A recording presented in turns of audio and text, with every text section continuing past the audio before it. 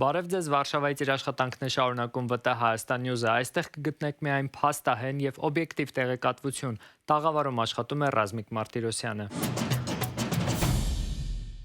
Ադրբեջանը պարտավորվել է Մարդու իրավունքների Եվրոպական դատարանին տրամադրել հայ գերիների դատավճիռները։ Միեդում հայ գերիների շահերի ներկայացուցիչ Սիրանուշ Սահակյանի խոսքով Եվրոպական դատարանը գտել է, որ հայ գերիների կյանքին եւ առողջությանը սպառնացող անմիջական իրական վտանգներ են առկա Ադրբեջանում եւ 2020 թվականից միջոցներ են ձեռնարկվում։ Ադրբեջանը շարունակաբար դիմումներ է ներկայացնում Միեդ, խնդրելով վերացնել միջանկյալ միջոցը, որով պարտավորվում է պարբերաբար հաշվետվություն ներկայացնել հայ գերիների պահման պայմանների եւ առողջական վիճակի մասին։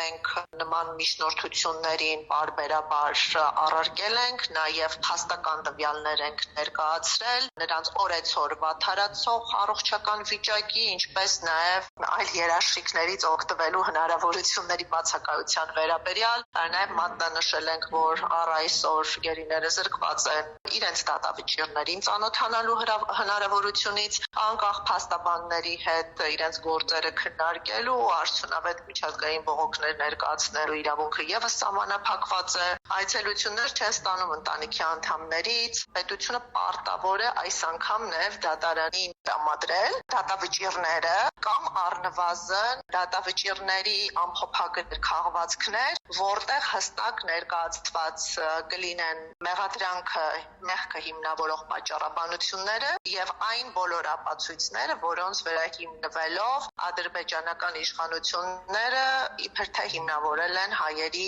մեղավորությունը։ Սա շատ կարևոր է եւ նման տեղեկատվության ստացումը նախ հնարավորություն է տալիս, որ ընտանիքները ծանոթանան եւ մյուսը դատարանը կկարողանա եվրոպական վերահսկողություն իրականացնել այս հարցերի վերաբերյալ։ Գրաքննություն եւ պետական մակարդակով միջամտություն, թե ոլորտի կարգավորում։ Պատերազմի կոչ, ատելության խոսք պարունակող տեղեկատվության հեռարձակումը կարգելվի։ Ազգային ժողովը երկրորդ ընթերցմամբ եւ ամբողջությամբ ընդունել է տեսալսողական մեդիայի մասին օրենքում փոփոխություններ եւ լրացումներ կատարելու մասին կառավարության հեղինակած օրենքի նախագիծը։ Արգելվում է նաեւ օտարերկրյա տեսալսողական ծրագրերում Հայաստանի Հանրապետության ներքաղաքական կյանքին միջամտող բովանդակության տարածումը։ Թեմայի վերաբերյալ զրուցել ենք Ազգային ժողովի Հայաստան խմբակցության падգամավոր Լիլիթ Գալստյանի եւ իրավաբան միջազգային իրավունքի մասնագետ Արա Ղազարյանի հետ։ Ներմուծում են հասկացություն, որի իրավական սահմանումը անգամ չեն տալիս, թե ինչ է նշանակում ներքաղաքական կյանքի միջամտություն, բայց իրականում դրանով նրանք ձեռք են բերում, այսպես ասած, ընդդիմադիր խոսքը, ընդդիմադիր լրատվամիջոցները, տեսակետները դեռեցնելու մեծ հնարավորություն, ընդ որում պիտակավորելու, որտեղ նախագիծը կամ օրենքը արդեն իրավական զերո որոշակիություն ունի, եւ դա թողնված է ՀՌՀ-ի, այսպես ասած, տիրույթում, ՀՌՀ, որը ինքը փաստորեն սպասարկում է քաղաքական մեծամասնությանը, այսինքն ՀՌՀ-ն պիտի որոշի որևէ լրատվամիջոց, մանավանդ դրսի լրատվամիջոցները, ովքեր Հայաստանում ակրեդիտացիա ունեն բնականաբար, այս կամ այն հաղորդումը ներքաղաքական կյանքի միջամտությունը, թե ոչ ատելության խոսք է, թե ոչ պատերազմի հրահարում է, թե ոչ։ Սա անհասկանալի է, սա ընդհանրապես իսկ ասել իրավական տեքստ էլ չի։ Սա իրավական բովանդակություն չունի ընդհանրապես։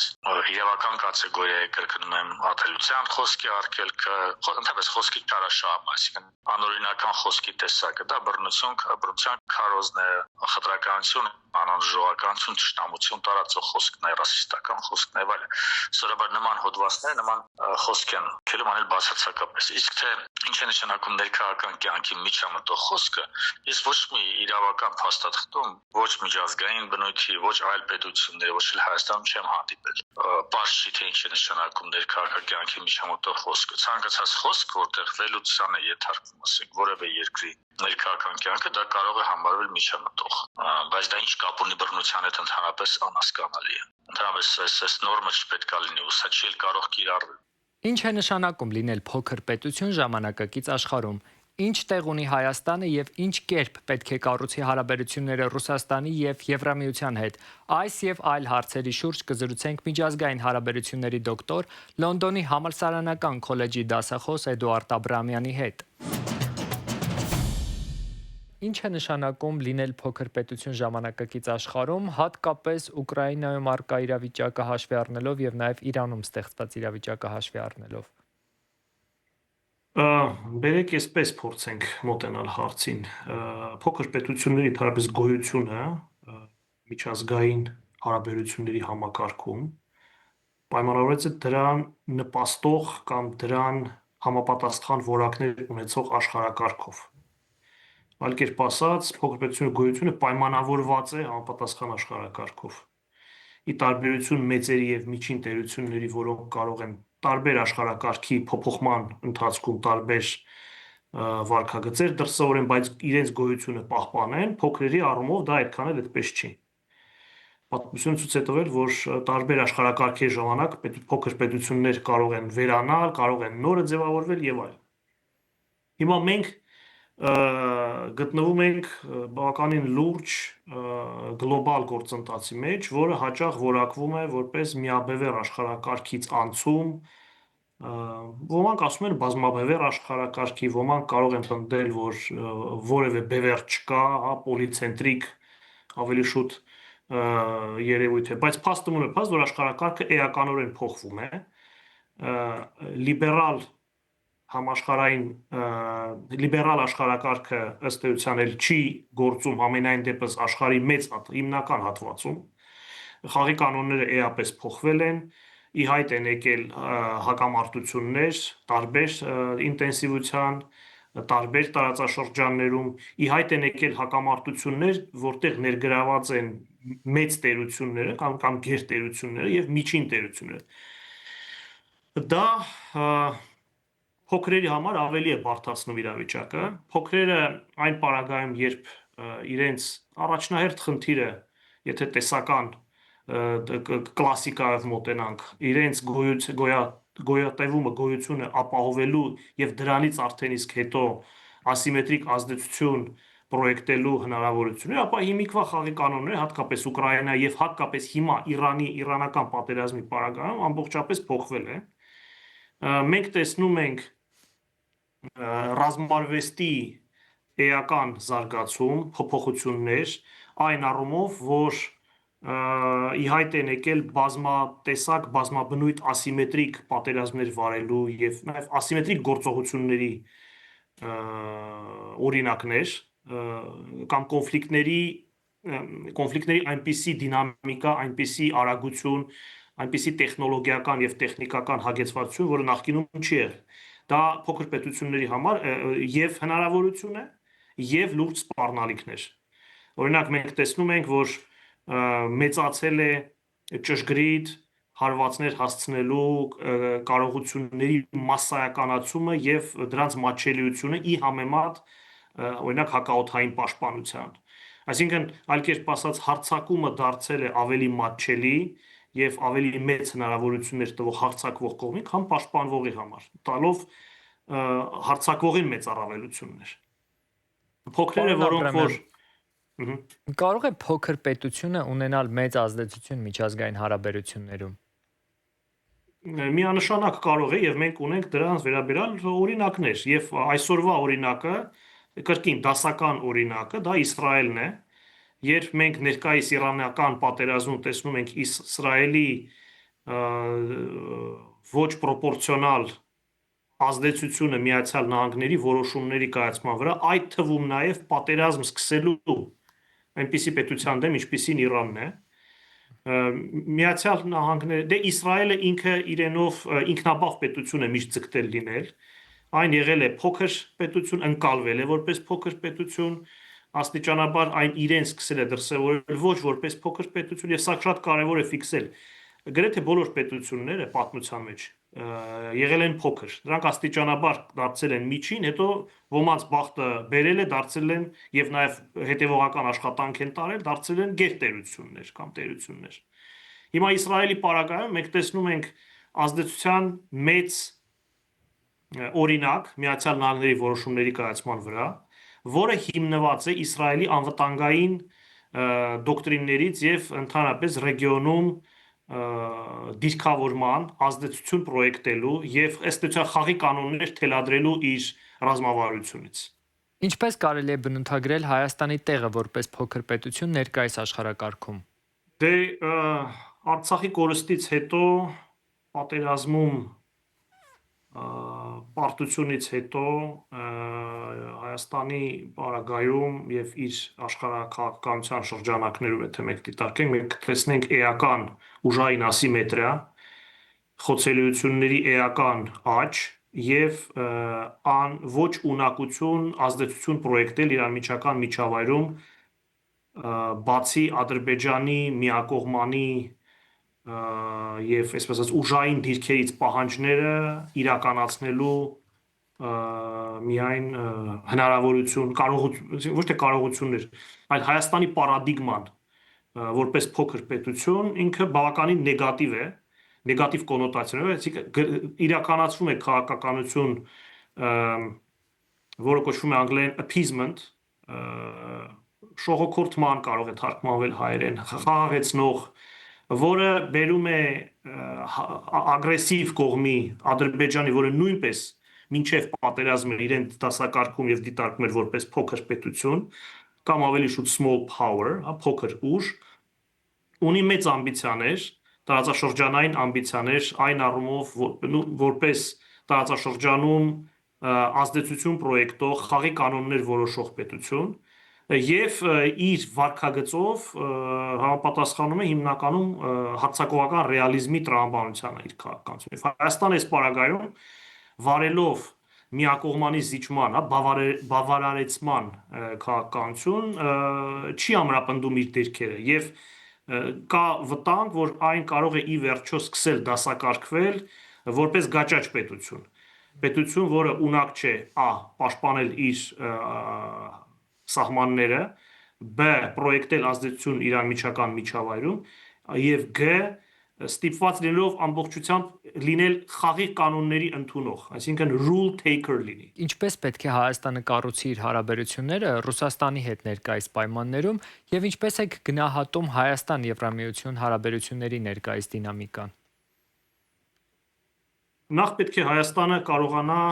ունենալ վճռականություն կառուցել արդյունավետ եւ որակյալ պետություն։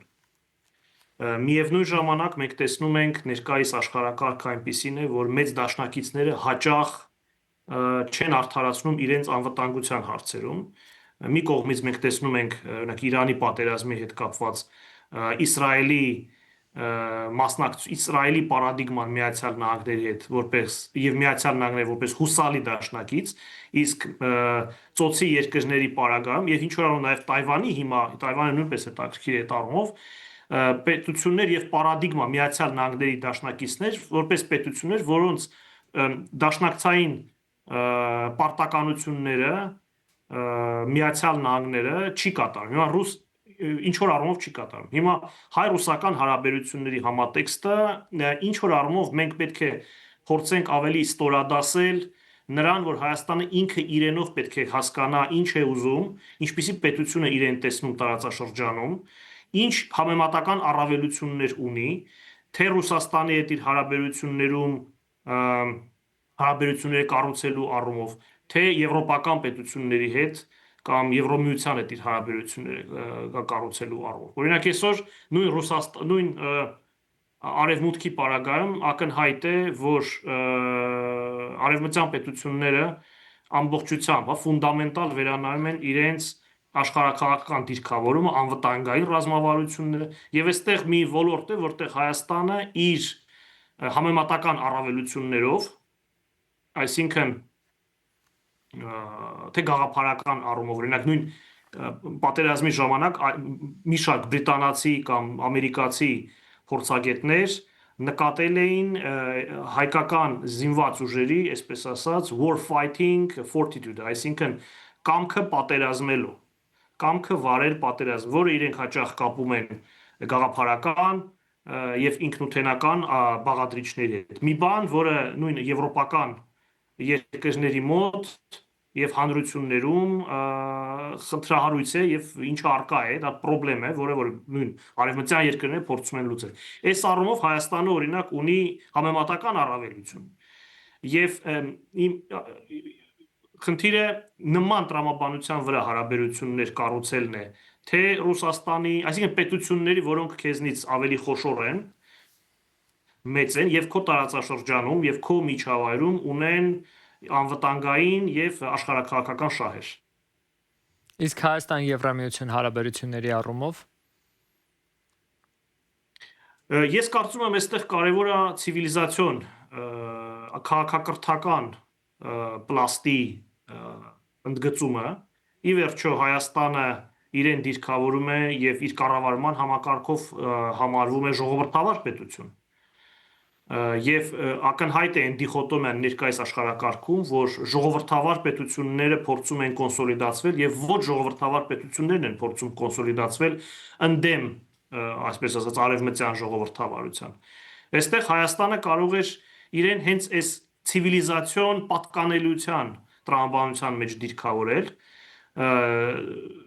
Եվրոմիության եւ եվրոպական երկրների հետ եւ ինչ որ առումով նաեւ Միացյալ Նահանգների հետ ցույց տալով ցանկություն, որ այո, հիմա կարողությունները թույլ չեն տալիս, բայց այն ունի ամբիցիաներ լինելու տարածաշրջանում խաղացող եւ վերցնելու իր վրա որոշակի ֆունկցիաներ։ Ապրիլի 18-ին Երևանում կկայանա AI Conf Armenia 2026-ը, արհեստական բանականությանը նվիրված հայկական խոշորագույն համաժողովը, որը 4-րդ անգամ մեկ հարթակում կհամախմբի ոլորտի առաջատար մասնագետներին, տեխնոլոգիական ընկերություններին, հետազոտողներին եւ նորարարներին։ Երևանի պետական համալսարանի խոսնակ Քնար Միսակյանը մեծ զրույցում մանրամասներ է ներկայացրել։ AI Conf-ի մասնակցելու նպատակով ԱՄՆ-ից Հայաստանը ժամանել NVIDIA ընկերության փոխնախագահ Ռեվ Լեպարեցյանը, որը հանդես կգա հիմնական բանախոսությամբ։ Վերջին տարիներին Հայաստանը գերհամակարգիչների եւ GPU ենթակառուցվածքների առումով արձանագրել է աննախադեպ աճ։ Այս առաքելության մեջ ԵՊՀ-ն հանդես է գալիս որպես հիմնական կենտրոն։ Այստեղ տեղակայված նոր գերհամակարգիչներն ու տվյալների մշակման կենտրոնը դառնալու են երկրի հաշվողական հզորությունների եւ գիտական նորարարությունների առանցքներից։ Մեկնարկած ներդրումային ծրագրերի բարեհաջող ընթացքի դեպքում արդեն հաջորդ տարի Հայաստանը կդառնա հաշվողական համախառն հզորությամբ աշխարհի առաջատար top 10 երկրներից մեկը։ ԵՊՀ-ին կայանալիք AI Conf Armenia-ն միտված է սրընթաց այս աճը վերաիմաստավորելու եւ երկրի զարգացմանը ծառայելու ուղիներ որոնելու։ Նիդերլանդների Լիսե քաղաքում բացվել է Կյոկենհոֆ հայտնի այգին, ազդարարելով 2026 թվականի գարնանային սեզոնի սկիզբը։ Այցելուներին սպասվում է 8 շաբաթ տևողությամբ շքեղ տեսարան, որտեղ ներկայացված են շուրջ 7 միլիոն ծաղիկներ, հիմնականում վարդակակաչներ, նարգիզներ եւ հակինթներ։ Այգու բացումն ընդգծում է հոլանդական ծաղկաբուծության մասշտաբներն ու նշանակությունը։ Ավելի քան 800 տեսակի շուրջ 7 միլիոն ծաղիկների ցուցադրությամբ Նիդերլանդները վերահաստատում է իր դիրքը որպես սոխուկավոր բույսերի արտադրության եւ դեկորատիվ այգեգործության համաշխարհային առաջատար։ Այգին բաց է լինելու ընդամենը 2 ամիս, ինչը զբոսաշրջիկների համար տարվա ամենասպասված իրադարձություններից է։ Կյոկենհոֆը համարվում է Եվրոպայի պարտեզը եւ աշխարհի ամենամեծ ու ամենագեղեցիկ ծաղկային այգիներից մեկը։ Այս թողարկման համար նախատեսել էինք այսքանը։ Հետևեք մեզ ՎՏ Հայաստան Նյուզի Facebook-յան եւ YouTube-յան հարթակներում, որպեսզի բաց չթողնեք օրվա կարևոր նորությունները։